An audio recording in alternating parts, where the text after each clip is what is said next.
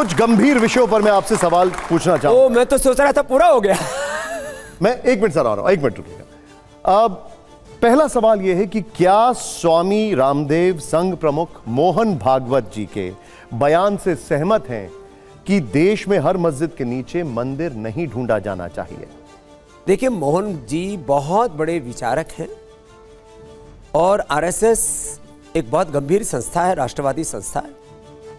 और लोग तो अभी तक तो यही आरोप लगाते थे कि ये तो मुसलमानों को टारगेट पे लेते हैं। उन्होंने जो बात कही है कि भाई जो कुछ बड़े हमारे तीर्थ हैं, बड़े देवस्थान हैं, उनको छोड़ करके बाकी हर जगह आप मंदिर मस्जिद करेंगे तो देश में जो सद्भावना का माहौल है वो बिगड़ेगा। तो मोहन जी ने जो बात कही है वो राष्ट्रीय एकता, अखंडता, संप्रभुता की दृष्टि से ठीक है। जहां तक रहा प्रश्न हमारे मंदिरों की अस्मिता का और आक्रांताओं ने जो हमारे मंदिर तोड़े, वो भी एक सच्चाई है।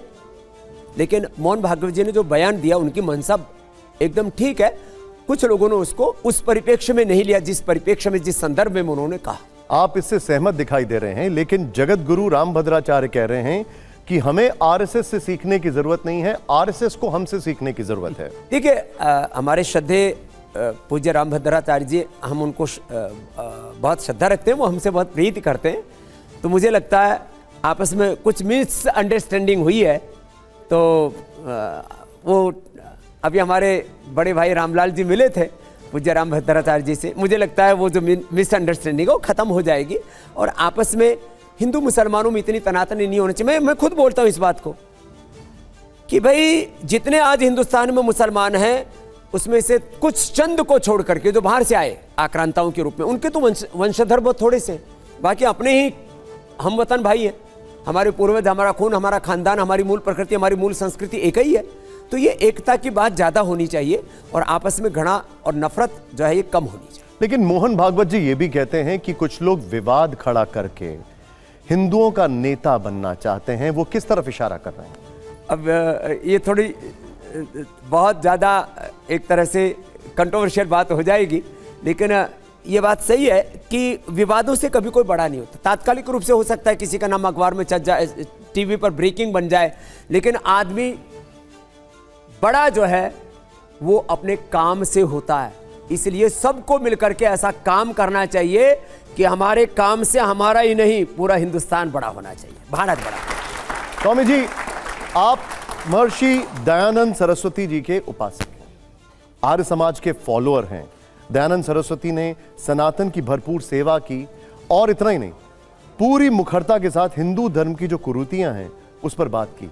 सत्यार्थ प्रकाश जैसी कई रचनाओं में उनका बेबाकी से जिक्र किया है। वो कहते थे कि हमें चित्र नहीं चरित्र की पूजा करनी चाहिए। मूर्ति पूजा के विरोध में थे। आज हिंदुत्व को बचाने के नाम पर लोग कुएं से मूर्ति निकाल रहे हैं, बावली से में मूर्ति ढूंढ रहे हैं। क्या संदेश देंगे स्वामी रामदेव ऐसे लोगों को? देखिए, एक है देवोपासना, दूसरा है बहुत ज्यादा जीवन में जड़ता या अंधविश्वास। हमारे सभी गुरुओं ने जड़ता, अंधविश्वास की खिलाफत की है। कबीर साहब हो, गुरु नानक हो, रविदास हो, सभी हमारे महापुरुषों ने ऐसा ही माना है। तो जो हमारी देवोपासना है उसके बारे में मैं कोई टिप्पणी नहीं करूंगा। वो अपने अपने विश्वास है, कुछ मूर्ति पूजक है, कुछ निराकार ओंकार के उपासक हैं। तो ये हमारी जिसको हम कहते हैं वैचारिक हमारी स्वाधीनता कहो और वैचारिक लोकतंत्र, ये हमारा था, धार्मिक लोकतंत्र था हमारा। तो ये जो उसके अलावा समाज में बहुत ज़्यादा यदि इस तरफ हम आगे बढ़ेंगे तो निश्चित रूप से कहीं ना कहीं अंधविश्वास भी पनपेगा।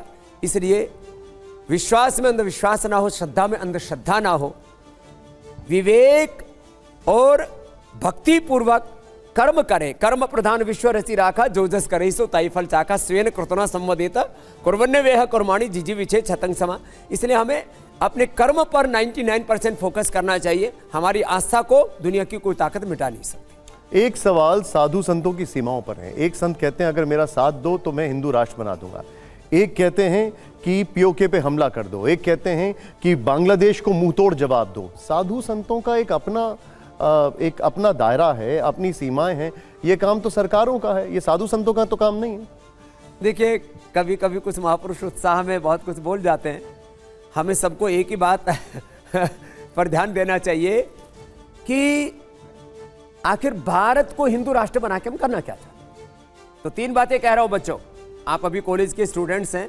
एक है सनातन का गौरव। शेर का बच्चा क्या होता है, बोलो शेर, इसमें जोर से बोलो, शेर का बच्चा शेर। तो हम सब ऋषियों की संतान है, रामकृष्ण के वंशधर हैं, इसमें किसी को सिखाने की जरूरत नहीं है। एक है हिंदुत्व का गौरव, एक है हिंदुत्व को, सनातन को जीवन में जीना, और तीसरा है उस हिंदुत्व को, उस सनातन को इतने समर्थ बनो कि पूरे विश्व में हम बढ़ा सके।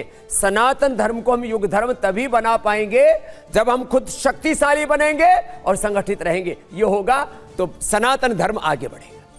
निशांत जी, इसी से जुड़ा सवाल है। स्वामी जी, निशांत जी ने कई सारी चीज़ें आपसे पूछ ली, आपने बहुत सही उसका उत्तर दिया, पर इसमें एक चीज़ बच गई है। वो ये बच गई है कि ज़्यादातर जिसको हम साधु समाज या संत समाज कहते हैं, वो एक तरफा मोहन भागवत जी के ऊपर हमला करने पे तुल गया है एक।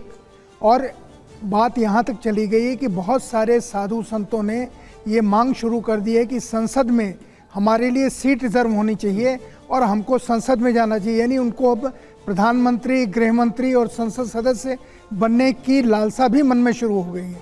तो इसके ऊपर आपका जैसा जो स्वामी है, जो विश्व से ऊपर आम लोगों की बात सोचता है, मानवता की बात सोचता है, उसका क्या? देखिए, इसमें ना थोड़ा कुछ ऐसा हुआ है जो नहीं होना चाहिए था।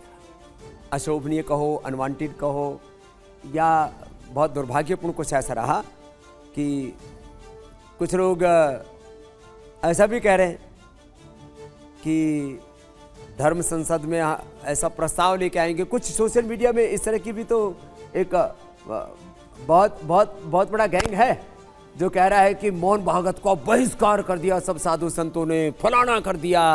ऐसा भी नहीं है। लेकिन ये चर्चा है ना कि महाकुंभ में कोई बड़ा प्रस्ताव आने वाला है, ये चर्चा भी तो चल रही है।